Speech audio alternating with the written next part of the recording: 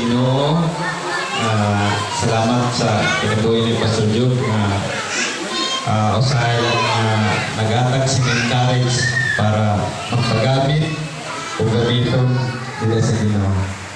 May naman sa mga butang na diri pagkakaintindihan pero tungkol sa gugma sa Ginoo inaayos niya po.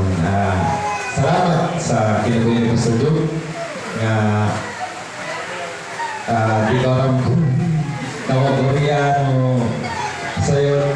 Basta salamat na usalat na nagtutugto siya sa ako kinabuhi kung paano mag-share kaya kung paano